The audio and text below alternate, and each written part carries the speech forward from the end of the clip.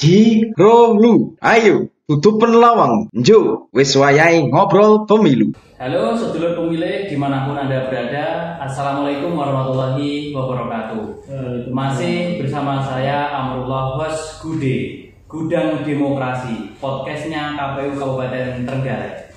Kali ini kita akan berbincang-bincang mengenai partisipasi pemilih di dalam pemilu maupun pemilihan. Kita kali ini bersama dengan Komisioner KPU Kabupaten Trenggalek, yaitu Koordinator Divisi Sosdiklik Parmas, bersama Mas Nurani. Halo Mas Nurani. Halo, baik saja. Sehat selalu ya? Alhamdulillah sehat. Alhamdulillah. Jadi Mas Nurani ini merupakan komisioner yang membidangi sosialisasi pendidikan pemilih, yang nantinya kita akan bincang-bincang, kita akan bertanya dan juga mengulas banyak hal, yaitu kaitannya tentang sosialisasi, tentang partisipasi, dan juga tentang literasi, utamanya demokrasi, pelaksanaan demokrasi yang ada di Kabupaten Trenggalek. Oke Mas, jadi kita kan baru saja melaksanakan pemilihan serentak ya di era pandemi COVID-19 ini. Kira-kira kemarin itu ada ulasan menarik ataupun kritik menarik dari Koordinator Jaringan Demokrasi Indonesia, yaitu Dr. Suripto yang bagian di Jawa Timur. Itu mengatakan bahwa partisipasi atau angka partisipasi di KPU Kabupaten Trenggalek itu turun dan itu dianggap gagal dalam meningkatkan atau mendongkrak partisipasi pemilu yang ada di Trenggalek. Itu apa benar Mas kiranya pernyataannya? Saya pikir pernyataan dari masyarakat termasuk NGO atau LSM itu sah-sah saja ya, karena memang kita sebagai lembaga publik, terutama sebagai penyelenggara pemilu ini memang membutuhkan masukan dan kritikan, dan mungkin juga aspirasi atau temuan-temuan tentang data-data partisipasi ini juga penting bagi kami, karena memang kita dituntut untuk memaksimalkan pelayanan, kinerja, dan memang partisipasi ini selalu menjadi bahan sorotan yang menarik, terutama partisipasi secara kuantitas. Kalau dikatakan gagal, saya pikir tidak juga, karena gagal atau tidaknya pemilihan dan pemilu itu tidak pada partisipasi, karena seberapapun pemilihnya yang ada di TPS itu tetap berjalan. Ya, hasilnya tidak jadi masalah ya, mau partisipasinya naik atau turun kan tidak jadi masalah. Tapi kan kemudian ketika partisipasi rendah itu akan tetap jadi sorotan, meskipun sayangnya jarang sekali ya yang menyoroti partisipasi dari sisi kualitatif. Meskipun juga KPU sendiri Mas Nurani ya, apakah partisipasi itu apakah ada suatu target, dan target itu apakah suatu keharusan ya, sehingga ini tidak menjadi sorotan atau ini harus disorot tentang partisipasi. Di undang-undang atau peraturan itu tidak ada target. Artinya secara formal, legal formal tidak ada target yang dituntut oleh undang-undang. Tetapi kemudian kan kita selaku penyelenggara negara itu pasti hidup di tengah-tengah masyarakat, ada publik, ada media. Biasanya pertanyaan justru muncul dari media yang menanyakan dulu, berapa target partisipasi untuk pemilihan tahun ini? Sehingga kadang kalau di Trenggalek sendiri tidak pernah melakukan rapat pleno terhadap target ya, tetapi secara nasional KPU RI kemarin di berbagai forum maupun media itu mentargetkan 77,5%. Nah di Trenggalek waktu itu kita tidak pernah pleno, tapi juga ada pertanyaan. Kemudian saya bertanya, pertanyaan itu saya jawab, kami menargetkan ya sekitar 70%, naik sedikit dari angka partisipasi 2015. Tetapi kemudian angkanya tidak turun sebenarnya, tapi stabil menurut saya, karena hanya ada di 68%. Kalau dikatakan turun, mungkin turunnya itu 0,01%, karena 2015 itu angka partisipasi itu 67,93, 2020 itu angka partisipasinya 67,87. Artinya kalau persentase ini sangat sedikit sekali ya. Jadi pertama ya tidak gagal, kedua jawaban kami adalah ini stabil. Meskipun ketika dibandingkan dengan pemilu sebelumnya, ini ada faktor-faktor yang harus dibahas atau didiskusikan. Karena faktor-faktor itu yang paling menonjol 2020 adalah faktor pandemi. Pandemi ini ada pembatasan sosialisasi, terutama tatap muka, kampanye sebagai salah satu faktor juga partisipasi, terus mobilisasi dari kelompok-kelompok politik, tim kampanye maupun paslon. Juga ada faktor yang saya pikir menarik adalah popularitas pasangan calon yang bertarung.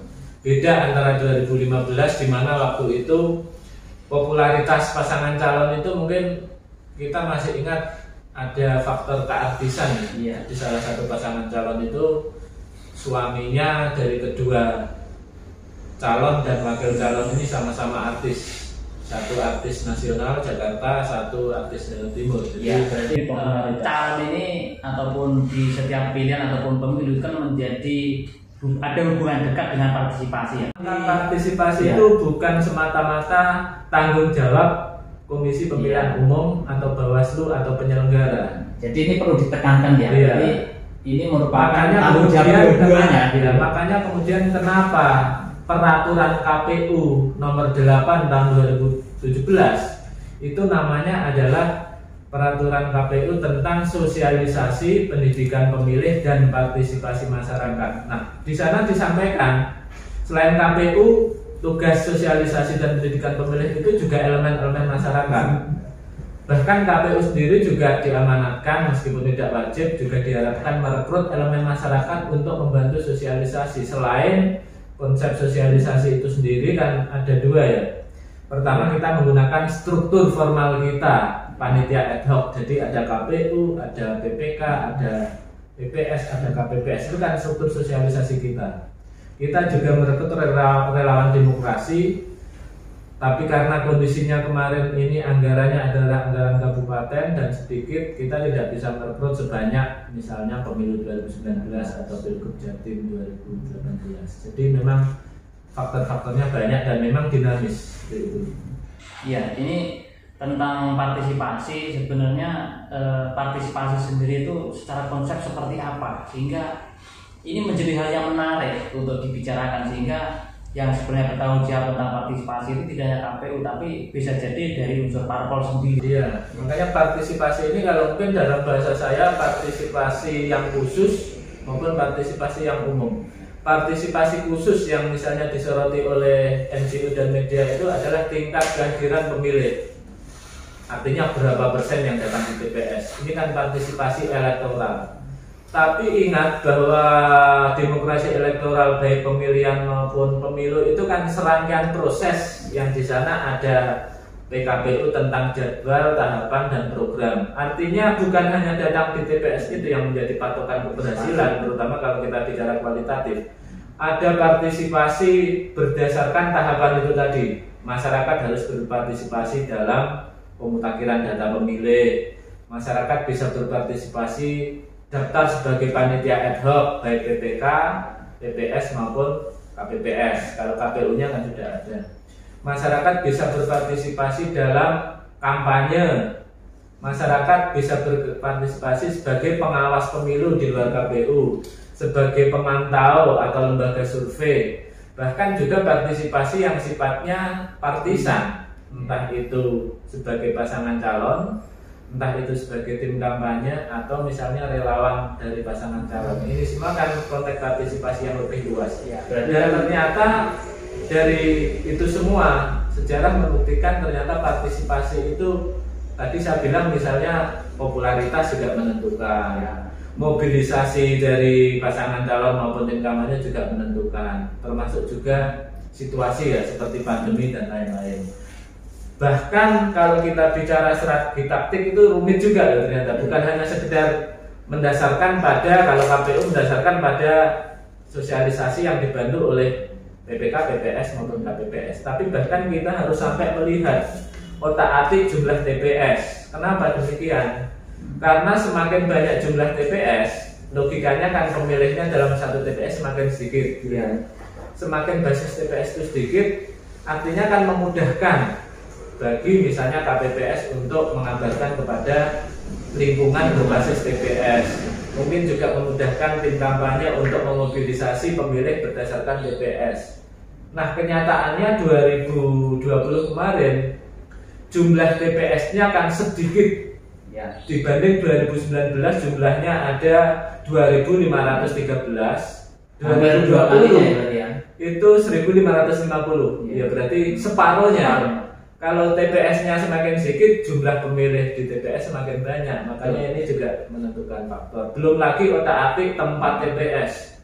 Kalau tempat TPS-nya itu jauh dari misalnya lingkungan masyarakat, misalnya dibatasi oleh jurang seperti Trenggalek kan daerahnya seperti itu ya topografinya, atau berbatasan dengan sungai, itu kan diupayakan dengan seperti itu. Tapi nyatanya tetap saja ada 1-2 TPS yang tempatnya kurang strategis karena memang medan Trenggalek seperti ini. Iya, partisipasi itu kan tadi mengatakan banyak elemen ya, karena partisipasi itu kan merupakan keikutsertaan. Iya, jadi semua ikut serta. Nah, kalau dibandingkan dengan partisipasi tadi yang katanya turun, itu kan memang tidak bisa dibandingkan. Mengingat pada tahun 2020 itu pilihan serentaknya kan berbeda kondisinya, karena ada kejadian bencana non alam gitu.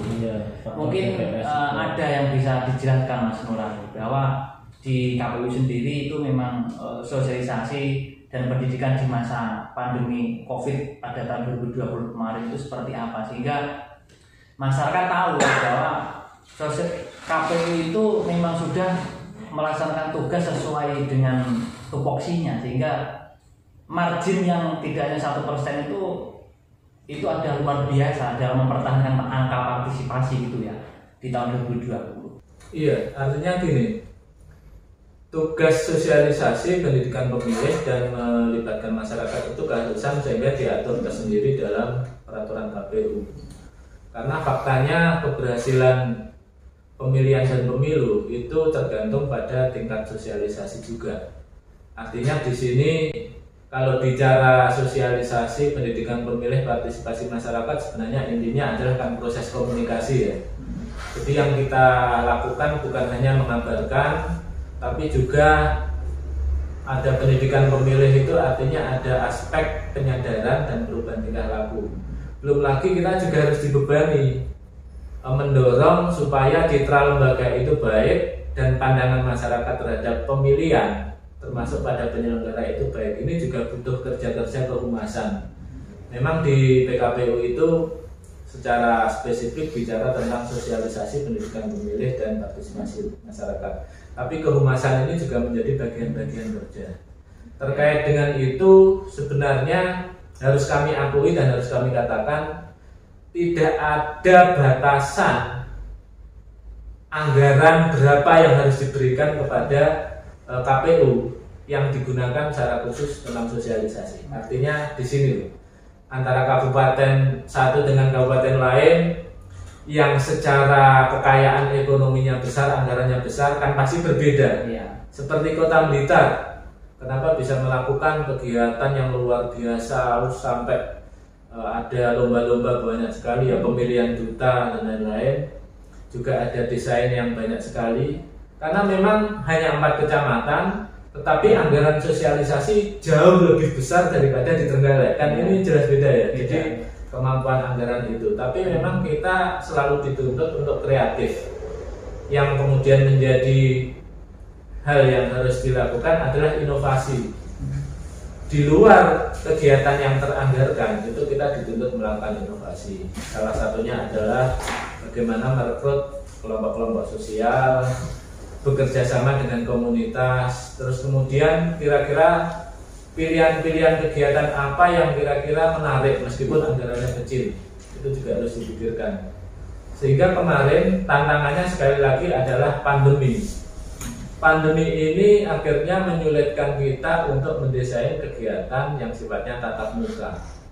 Tetapi alhamdulillah kemarin dengan terobosan baru menekankan pada medsos, akhirnya kita juga menganggarkan secara khusus untuk membintek struktur kita di bawah kemarin ya. Mulai PPK, PPS kita bintek terkait sosialisasi pendidikan pemilih menggunakan media sosial. Pemilu kan akan dilaksanakan pada tahun 2024. Otomatis ini pada saat ini tahun ini memang belum ada tahapan sama sekali ya. Berarti dalam konteks pemilih ataupun sosialisasi, berarti KPU ini apa yang dikerjakan saat ini?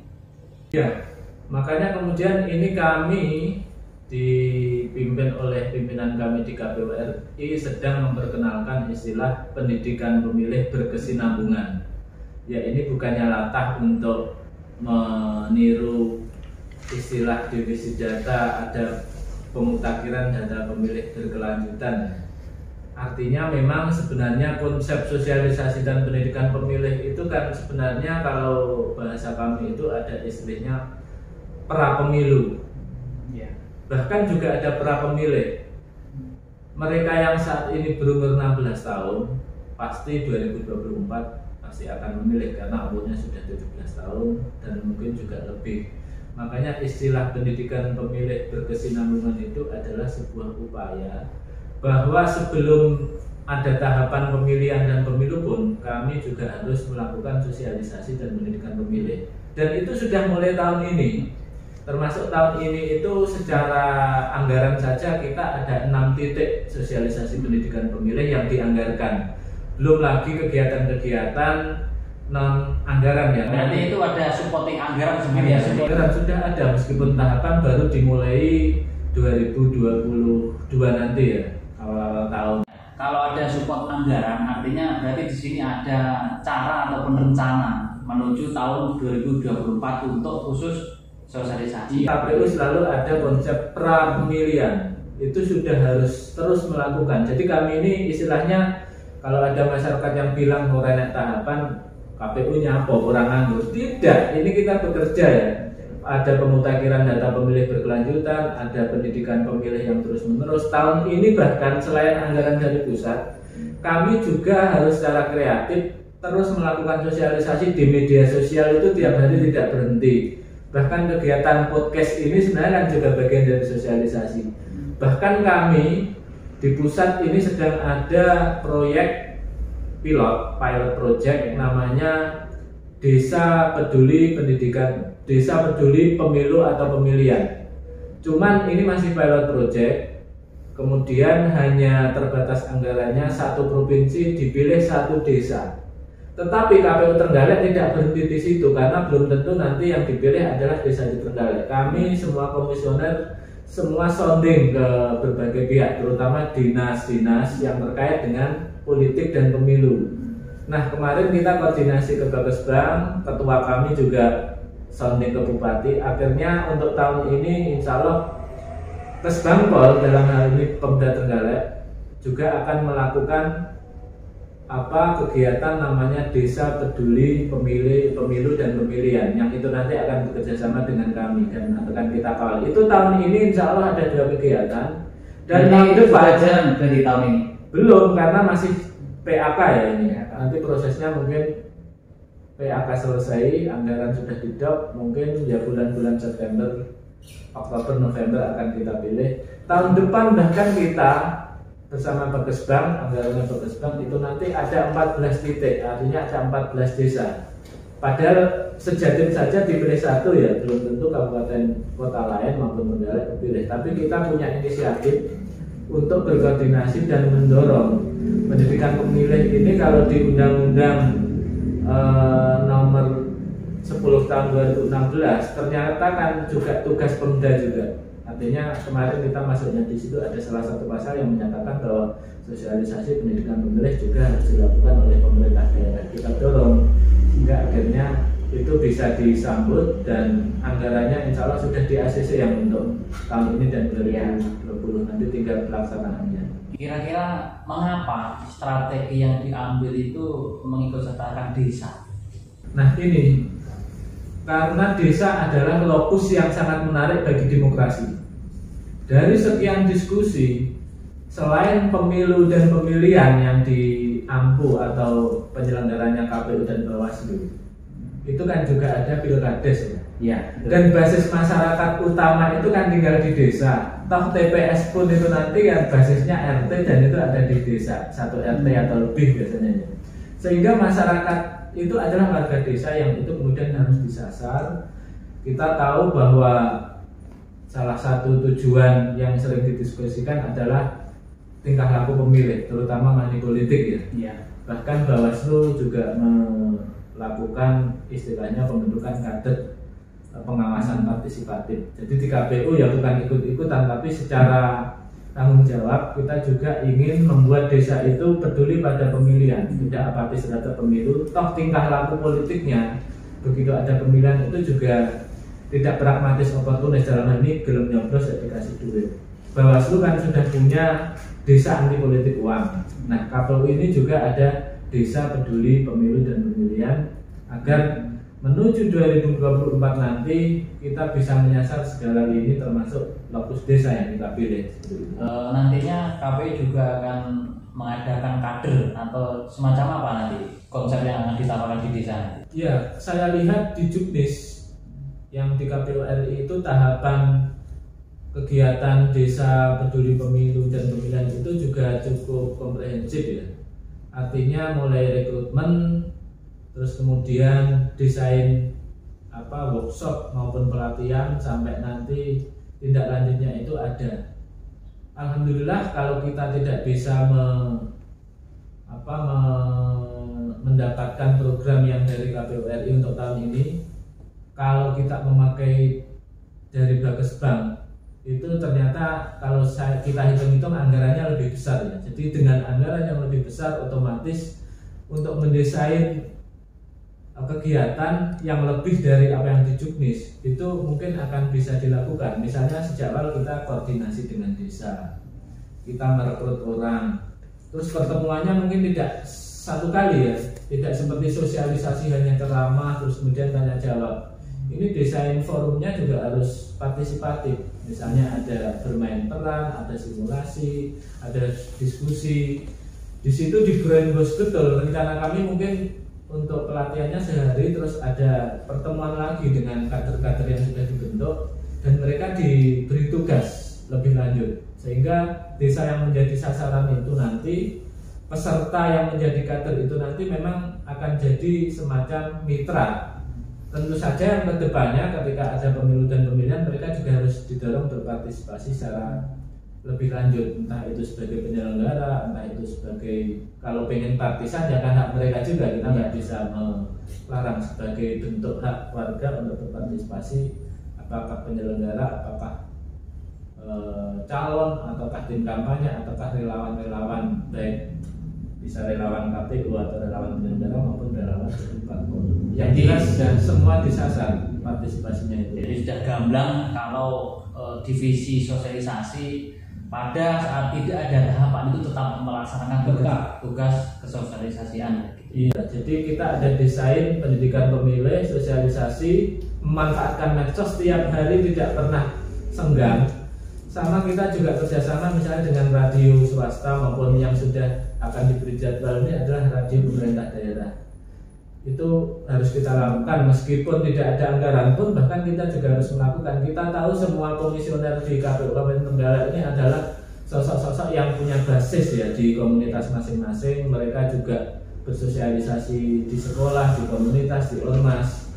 Dan dengan adanya medsos itu, grup-grup WA itu mulai sekarang bisa kita dalam tanda kutip serang dengan informasi-informasi pemilu. Setidaknya persiapan KPU apa, nanti beda antara pemilu dulu yang sudah terjadi dengan pemilu dan pemilihan 2024 itu apa, itu nanti pasti akan gencar kita lakukan dengan berbagai cara. Berarti untuk partisipasi tadi mengatakan ada segmen-segmen tertentu ya di bagian komisioner punya umatnya sendiri-sendiri gitu ya. Nah, kalau saya ini kan koordinator divisi ya, tapi tanggung jawab sosialisasi pendidikan pemilih maupun kehumasan atau parmas itu kan sebenarnya ini bidang kelembagaan. Jadi benar yang koordinasi saya dan teman-teman di sebagian di staf, tapi kemudian semua ini kan adalah agen sosialisasi. Divisi data bahkan juga lagi gencar untuk sosialisasi, misalnya cek datamu supaya di tengah-tengah pandemi bisa melakukan pemutakhiran data berkelanjutan lewat jalur media. Berarti komunitas-komunitas itu juga termasuk kunci sasaran ya? Betul. Dari partisipasi itu adalah anak-anak muda yang biasanya atau orang-orang yang memang dinamis ya. Seberapa penting sih sebenarnya segmen komunitas itu mampu meningkatkan angka partisipasi, Mas? sangat penting karena komunitas itu orang yang giat, mereka mobilitasnya tinggi, mereka punya jaringan, mereka punya struktur ya. Kalau katakanlah ormas atau komunitas yang punya struktur mulai pusat sampai bawah, ranting, cabang, ranting maupun desa. Artinya kan justru ini selama ini strategi kita biasanya kalau sosialisasi tatap muka kan yang diundang pada kenyataannya adalah tokoh-tokoh di komunitas dan ormas. Kenapa? Karena mereka adalah simpul massa. Simpul massa itu adalah tokoh-tokoh di lingkungan dan komunitas masing-masing yang pasti punya grup WA, pasti punya cara untuk cangkruk dan bersosialisasi yang getok tulangnya akan cepat. Sehingga komunitas itu pasti rata-rata partisipasinya tinggi. Baik ormas agama, komunitas maupun kelompok-kelompok hobi itu pasti ya, itu pasti jadi strategi andalan. Tidak mungkin tidak dilibatkan. Ya, jadi komunitas merupakan kunci salah satunya ya untuk meningkatkan angka partisipasi. Ya, tadi Mas Nurani itu mengatakan tentang literasi demokrasi. Sebenarnya dalam demokrasi yang saat ini ya itu kan banyak sekali money politik. Mas Nurani tadi mengatakan ada money politik di tingkat desa maupun di tingkat yang lebih besar. Sebenarnya tentang money politik itu apakah memang masyarakat yang belum terliterasikan tentang bahwa money politik itu tidak boleh atau seperti apa Mas ini? Money politik dalam arti jual beli suara ya. Iya. Menjanjikan dan memberikan sesuatu supaya mempengaruhi pemilihan. Bahasanya kira-kira gitu kalau di alatnya itu tidak boleh. Dan efeknya juga luar biasa, sudah sering kali kita diskusikan. Jika uang yang diberikan untuk membeli suara itu terlalu banyak dari pasangan calon tim sukses dan lain-lain, maka kemudian efeknya adalah high cost politik. High cost politik akan menyebabkan istilahnya mencari modal supaya balik. Cara-caranya yang umum adalah korupsi atau memainkan anggaran publik. Efeknya cukup luar biasa dan itu merusak. Sehingga yang dimaksud literasi itu sebenarnya dalam konteks spesifik pemilu ketika ada tahapan adalah pendidikan pemilih, tapi dalam konteks luas literasi demokrasi konsep yang kita tawarkan itu supaya kita bicara lebih luas, bukan hanya waktu nyoblos tapi juga namanya literasi itu kan ada proses berpikir menuju kesadaran. Kalau menurut UNESCO itu kan arahnya adalah participate fully, berpartisipasi secara penuh di dalam konteks yang lebih luas, wider konteks istilahnya seperti itu. Sehingga penyadaran itu menjadi kata kunci. Sehingga money politik itu kan sebenarnya tingkah laku politik. Tingkah laku itu ditentukan, dipengaruhi oleh cara berpikir maupun cara merasa. Ketika literasi itu kemudian menjadi sebuah kegiatan, maka tinggal kita mendiskusikan. Kan kalau kita mengacu pada literasi baca tulis ya, berarti kegiatan kita kemarin lomba menulis, workshop menulis, penerbitan buku dan melahirkan penulis-penulis baru yang kemudian mereka jadi agen-agen pendidikan pemilih. Ya, sebenarnya dalam tanda kutip menghentikan money politik itu sebenarnya tugas dari Parmas atau KPU sendiri atau sebenarnya tugas dari Bawaslu sebenarnya? Tugas dari semua. Jadi kalau di Bawaslu saja kan ada aspek pencegahan juga ya. Kan yang seringkali dibenturkan adalah pencegahan.